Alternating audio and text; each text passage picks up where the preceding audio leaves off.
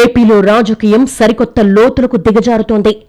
అధికారం మారితే ఇన్నాళ్లు కొన్ని ప్రాంతాల్లో ఓళ్లకు ఊళ్లు ఖాళీ అయిపోవడం, మరికొన్ని ప్రాంతాల్లో ఓ వర్గం మరో వర్గం కంటపడకుండా అజ్ఞాతంలోకి వెళ్లడం రాష్ట్రానికి ఎప్పటినుంచో అనుభవమే. కానీ ఇప్పుడు కొత్తగా రాష్ట్ర వ్యాప్తంగా ప్రతిపక్షంలో ఉన్న వారెవరికి రక్షణ ఉండదని తేలిపోయింది. వైసీపీ హయాంలో ఓ నేత ఏకంగా మాజీ సీఎం నివాసంపైకి దూసుకెళ్లడం కలకలం రేపింది. జెడ్+ కేటగిరీలో ఉన్న వ్యక్తి మీదకి అలా మందగా వెళ్లడం ఏంటని అప్పట్లో చర్చ జరిగింది. ఇప్పుడు టీడీపీ హయాంలో కొందరు నేతల్ని టార్గెట్ చేసి దాడులు చేస్తున్నారన్న ఆరోపణలు వస్తున్నాయి. ఏకంగా రాజకీయ ప్రత్యర్థులుగా ఉన్న నేతల ఇళ్లపై దాడులు జరగడం, వారి కుటుంబ సభ్యుల్ని టార్గెట్ చేయడం చర్చనీయాంశమైంది. మొత్తం మీద విభజనతో ఎన్నో సమస్యలు చుట్టుకున్న ఏపీని ప్రధాన పార్టీలు గట్టెక్కించకపోగా తమ రాజకీయం కోసం సరికొత్త సమస్యలు తెచ్చిపెట్టారనే వాదన తెరపైకొచ్చింది. అసలేంటి సంస్కృతి? ఏపీలో రాజకీయాలు ఎందుకింతలా దిగజారిపోతున్నాయి? ఈ అంశాలపైనే ఇవాల్టి చైర్మన్స్ డెస్క్.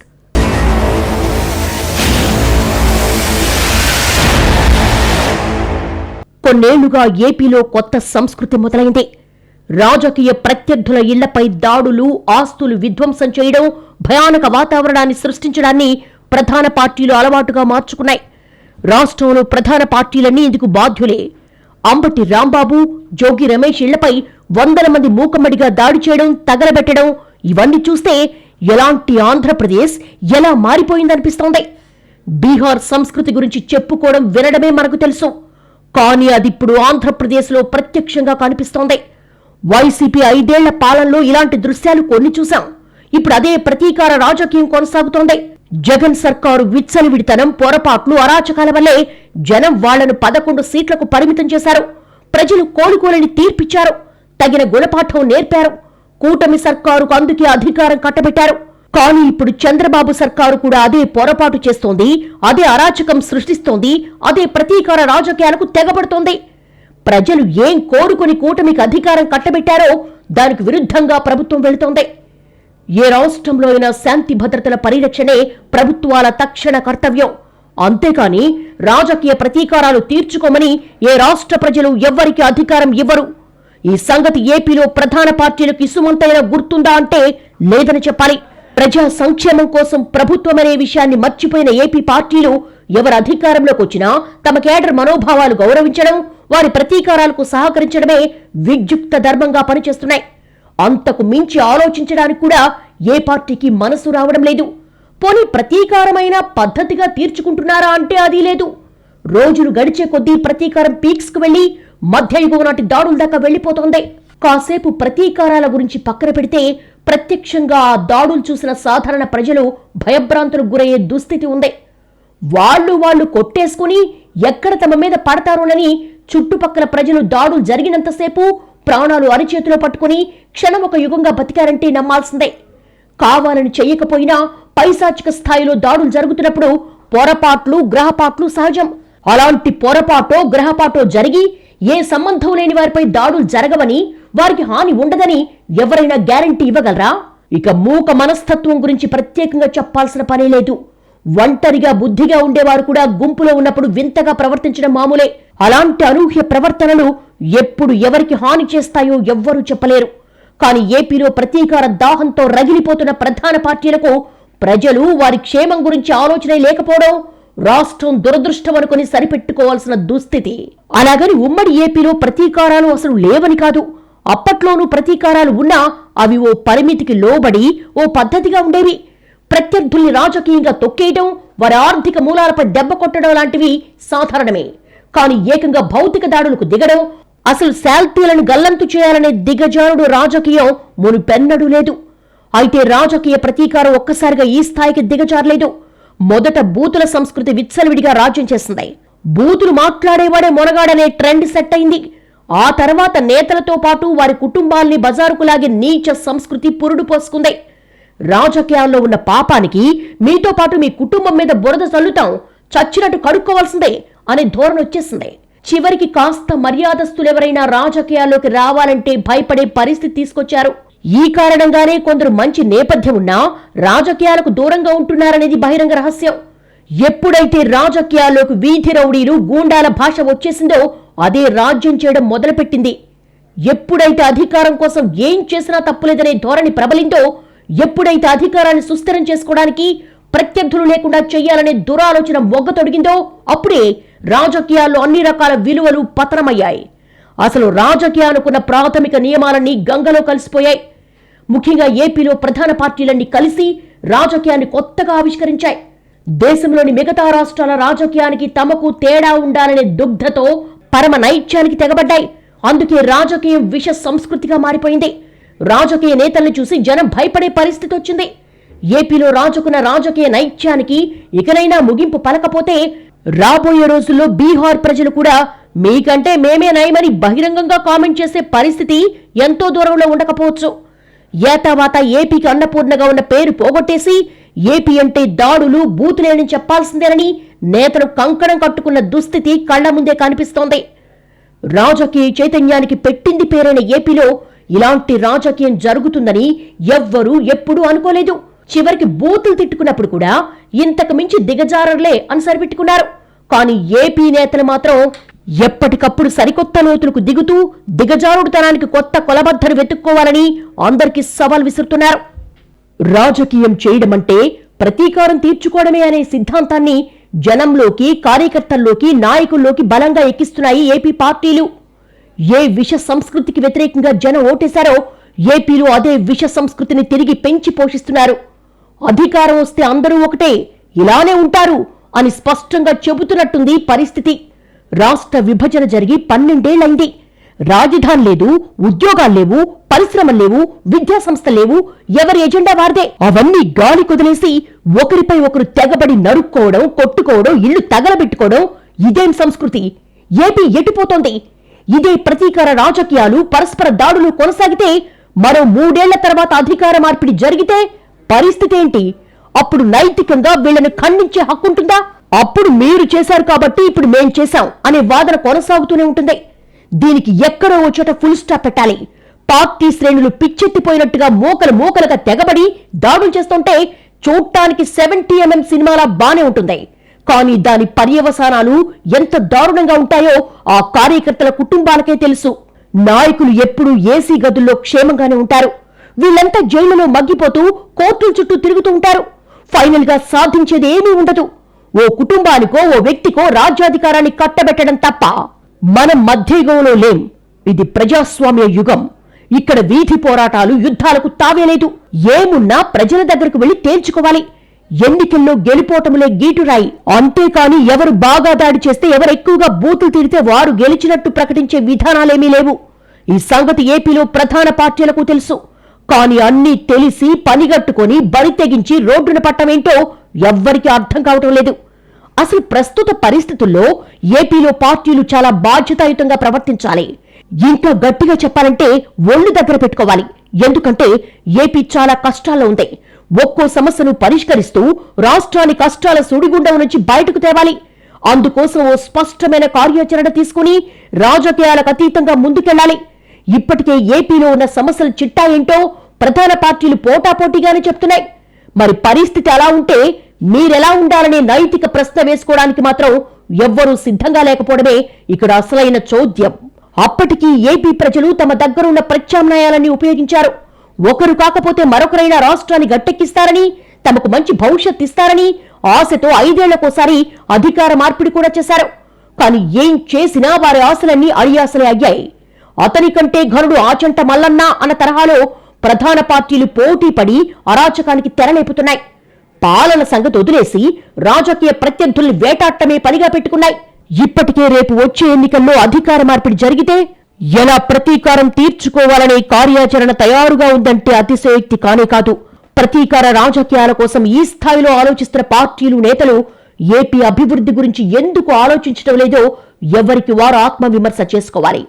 కానీ ఇప్పుడున్న స్థితిలో ముల్లుగర్ర పెట్టి పొడిచినా ఏపీలో పార్టీలకు చీమ కుట్టినట్లయినా ఉంటుందా అంటే సందేహమే. ఆ స్థాయిలో పార్టీల తోలు మందమైపోయింది. ఏపీలో ప్రధాన పార్టీల తీరు చూస్తుంటే కొత్త అనుమానాలు పుట్టుకొస్తున్నాయి. ఎలాగూ ఏపీ అభివృద్ధి అంత తేలిక కాదు కాబట్టి అరాచక సంస్కృతికి తెరలేపడం తేలికని ఈ రూట్ ఎంచుకున్నారా అనేది తేలాల్సిందే. ప్రజలు కూడా పదే పదే అభివృద్ధి గురించి, సమస్యల గురించి అడగకుండా ఉండాలంటే వారి సాధారణ జీవనాన్ని డిస్టర్బ్ చేయాలనేది ఏమైనా లక్ష్యంగా పెట్టుకున్నారా అనిపిస్తోంది. కాదు కాదు అలా అనిపించేలా ఏపీ పార్టీలే చేస్తున్నాయి. ఏ పార్టీ అధికారంలో ఉన్నా రాజకీయ ప్రత్యర్థులు లేకుండా చేయాలనుకునే పోకడలు ఎటు దారి తీస్తాయో ఎవరికి అర్థం కావటం లేదు. కొంతమంది అయితే ఈ పెడదారులకు ప్రజలే అడ్డుకట్ట వేయాలని చెప్తున్నారు. కానీ ప్రజలకు కేవలం ఎన్నికల్లో మాత్రమే అవకాశం ఉంటుంది. పైగా ప్రధాన పార్టీలన్నీ అదే బాటలో ఉన్నప్పుడు ఇక ఎవరిని ఎన్ననుకున్నా ఉపయోగం ఏముందన్న కొత్త ప్రశ్నలు దూసుకొస్తున్నాయి. చివరకు ఏపీ ప్రజలు మీరు మమ్మల్ని ఉద్ధరించకపోయినా పర్లేదు, మరింత అధ్వాన స్థితికి దిగజార్చొద్దని పార్టీలకు మొరపెట్టుకునేలా రాజకీయం దిగజారిపోతోంది. అధికారం శాశ్వతం కాదని తెలిసి చివరకు మొదటిసారి ఎన్నికల్లో గెలిచిన వారు కూడా కనీస స్పృహ లేకుండా నోటికి చేతలకు పని చెప్తున్నారంటే ఎవరిని ఏమనాలో తెలియని దుస్థితి. మొత్తం మీద రాజకీయానికి కొత్త అర్థం చెప్తున్న ఏపీ నేతలను చూసి మిగతా రాష్ట్రాల నేతలు కూడా అనుసరిస్తే ఏం జరుగుతుందో ఊహించడానికి భయమేస్తోంది. ప్రగతిశీల రాజకీయాలు చేసే ఏపీ నేతల్ని ఇప్పటిదాకా చూసిన ప్రజలకు కొత్తగా అరాచకమే కేర్ ఆఫ్ అడ్రస్ గా తయారైన నేతల్ని చూసి మత్తిపోతోంది. చంద్రబాబు లాంటి అనుభవం ఉన్న రాజకీయ నేత అధికారంలో ఉండగా ఇలాంటి పనులు జరుగుతాయని ఎవ్వరూ ఊహించలేరు. చంద్రబాబు అంటే ఇప్పటి వరకు అభివృద్ధి పరిశ్రమలకు రోల్ మోడల్ గా ఉన్నారు. మరిప్పుడు ఎందుకు ఇలాంటి పరిణామాలు జరుగుతుంటే చూస్తూ ఊరుకుంటున్నారో తెలియటం లేదు. ఇప్పటికే లడ్డూ విమర్శలు శృతిమించి రాష్ట్రం పరువు, దేవుడు పరువు దేశవ్యాప్తంగా తీసేశాయి. ఇప్పుడు మరోసారి శాంతి భద్రతలకు పదే పదే విఘాతం కలిగినా రాష్ట్రం పరువే పోతోంది. ప్రధాన పార్టీలు మాత్రం ఈ సంగతి పట్టించుకోకుండా తమకు వచ్చిన నష్టం లేదన్నట్టుగా వ్యవహరిస్తున్నాయి. ఇప్పటికే ఏపీలో పరిశ్రమలు లేవు, పెట్టుబడులు రావడం లేదు. ఇలాంటి పరిణామాలు జరిగితే కొత్తగా పెట్టుబడులు, పరిశ్రమలు ఎలా వస్తాయనేది పార్టీలు ఆలోచించుకోవాలి. ఏపీలో రోజు రోజుకు దిగజారిపోతున్న రాజకీయం, అంతకంతకు రెచ్చిపోతున్న పార్టీల పోకడలు ఖచ్చితంగా ప్రమాద గంటికలు మోగిస్తున్నాయి. ఆంధ్రప్రదేశ్ లో అభివృద్ధికి చిరునామాగా చేయాల్సిన నేతలు పనిగట్టుకుని రాష్ట్రం పరువు తీయాలని లక్ష్యంగా పెట్టుకోవడం సాధారణ ప్రజలకు తల బొప్పి కట్టిస్తోంది. రాజకీయమన్నాక ప్రత్యర్థులు ఉంటారు, ఉండాలి. ఆరోగ్యకరమైన ప్రజాస్వామ్యానికి బలమైన ప్రతిపక్షమే పునాదని ఎప్పుడో చెప్పారు. కానీ ఏపీలో ప్రధాన పార్టీలు మాత్రం అలా అనుకోవటం లేదు. ఉంటే మేమే ఉండాలి, మరొకరి అస్తిత్వమే ఉండొద్దనే ధోరణితో చెలరేగిపోతున్నాయి. ఇప్పటికే విజయవంతంగా ఏపీ సమాజాన్ని కులాల వారీగా, పార్టీల వారీగా విభజించిన నేతలు, తటస్థులు అనేవారు ఎవ్వరూ ఉండకూడదనే విధంగా వ్యవహరిస్తున్నారు. ఆ గట్టునుంటావా, ఈ గట్టునుంటావా, ఎటో తేల్చుకో అని అల్టిమేటం ఇచ్చేస్తున్నారు. ఇంకా బరి తెగించి తటస్థుల మీద ఏదో ఓ పార్టీ ముద్ర వేసి మరో పార్టీ వారిని శత్రువులుగా చూసే కొత్త సంస్కృతి కూడా ఏపీలో బయలుదేరిందే. దీంతో ఖచ్చితంగా రాష్ట్రంలో ఉండాలంటే ఏదో ఓ పార్టీ ముద్ర వేసుకోవాల్సిందే అన్నంతగా పరిస్థితులు విషమించాయి.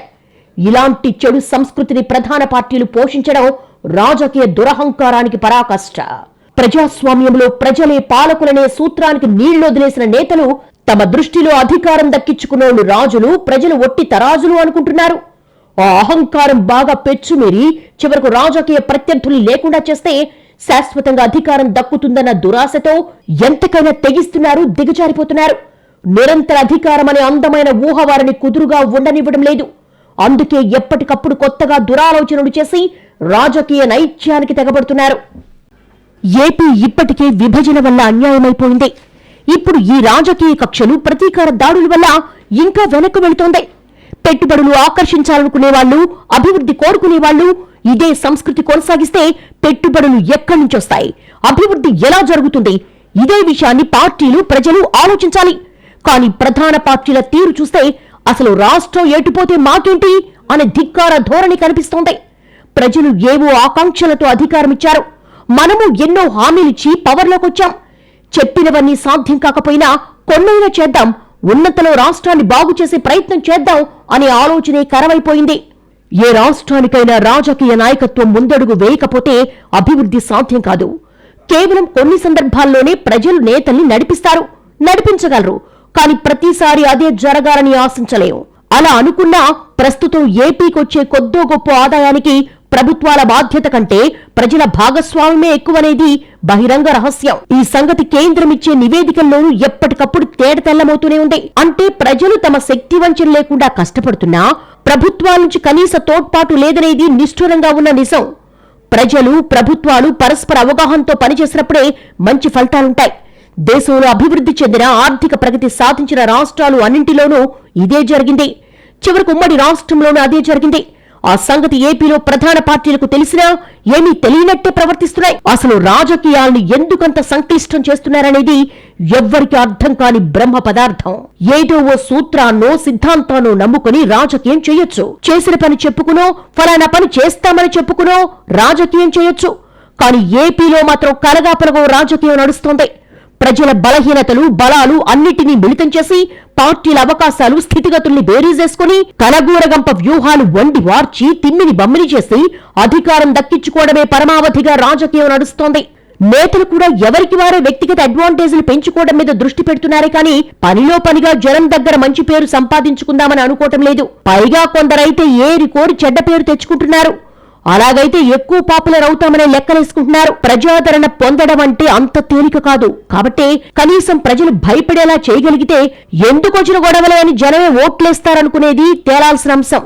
ఏపీ అభివృద్ధికి చాలా అవకాశాలున్నాయనేది కేవలం నిపుణులే కాదు, నీతి ఆయోగ్ కూడా ఏటా ఇచ్చే నివేదికల్లో చెబుతూనే ఉంది. కానీ ప్రధాన పార్టీలు మాత్రం కళ్ల ముందే కనిపిస్తున్న అవకాశాలను కసిగా పూడ్చేసి అరాచక రాజకీయానికి తెరలేపి ఆనందిస్తున్నాయి. అంతకు మించి ఇంకేం కావాలనే విధానంలో ఆలోచిస్తున్నాయి. ఏ పార్టీ వచ్చినా ఏమున్నది గర్వకారణం, ఏపీ చరిత్ర సమస్తం పరస్పర బూతులు దాడులమయో అనుకునే దుస్థితికి తీసుకొస్తారా అని సాధారణ ప్రజలు బెంబేలెత్తిపోతున్నారు. అంతకు ముందు ప్రతిపక్షం ఎక్కడో ఓ చోట అవకాశం తీసుకుని చిన్న సమస్యను పెద్దది చేసి గలాటా చేసి ప్రభుత్వానికి ఇబ్బందులు సృష్టించేది. కానీ ఏపీలో పరిస్థితి రివర్స్ అవుతోంది. ప్రతిపక్షం బుద్ధులు మారాయా లేదా అన్న విషయం పక్కన పెడితే అధికారంలో ఉన్న పార్టీలు మాత్రం రెచ్చిపోతున్నాయి. ఎవరికి వారు 5 ఏళ్ల అలెగ్జాండర్ అనే భ్రాంతిలో బతికేస్తున్నారు. తాము చెంగీస్ ఖాన్లు కావాలనుకుంటున్నారు. అందుకోసం ప్రజాస్వామ్య వ్యూహాలకు పాతరేసి ఆటవిక వ్యూహాలకు ఆజ్యం పోస్తున్నారు. రాజకీయం అంటే ఎక్కువ మందిని కన్విన్స్ చేయాలని చెప్పేవారు. కానీ ఏపీ పార్టీలు మాత్రం ఎక్కువ మందిని భయపెట్టడమే రాజకీయమని నిరూపిస్తున్నాయి.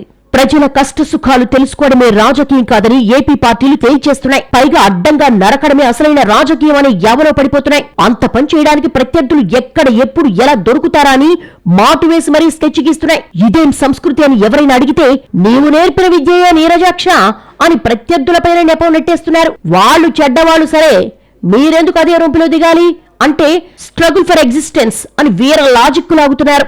మొత్తం మీద పోటాపోటీగా రాజకాన్ని రాజకీయంగా పండించాలని ప్రధాన పార్టీలు కంకణం కట్టుకున్న దుస్థితి ఏపీలో కనిపిస్తోంది. ఎవరి హితోక్తులు వినడానికి నేతలు సిద్ధంగా లేరు. అసలు వారికి తెలియకపోతే కదా వేరొకరు చెప్పడానికి అని సెటైర్స్ పడుతున్నాయి. అన్ని విషయాల మీద పూర్తి అవగాహనతో, పర్యవసానాలపై పూర్తి స్పృహతోనే ఆటవిక రాజకీయం చేస్తున్నామన్నట్టుగా పార్టీలు, నేతలు తమ చర్యలతో చాటి చెబుతున్నాయి. ఇక్కడ ఎవ్వరికీ ఏపీ రాజకీయాల మీద ఉద్దేశపూర్వకంగా కక్ష ఉండదు. కానీ ఏపీ రాజకీయ పరిణామక్రమం చూస్తున్న వారెవరికైనా ఒక ఆవేదన కలగడం సహజం. ఇప్పటికీ అభివృద్ధికి అవకాశం ఉండి కూడా ఏపీలో ఎక్కడ వేసిన గొంగలి అక్కడే ఉందన్న అభిప్రాయాలున్నాయి. ఇది చాలదన్నట్టుగా లేని లా అండ్ ఆర్డర్ సమస్యను కూడా కొని తెచ్చుకోవడం ఏంటన్న ప్రశ్నలు వస్తున్నాయి. వీటికి ఖచ్చితంగా ప్రధాన పార్టీలే సమాధానం చెప్పాలి. నమ్మి అధికారం ఇచ్చిన ప్రజలకు, ఆదరించిన ప్రజలకు మేలు చేయకపోగా మొత్తం రాష్ట్రానికి చెడ్డ పేరు తెచ్చే అధికారం ఎవరిచ్చారో చెప్పాలి.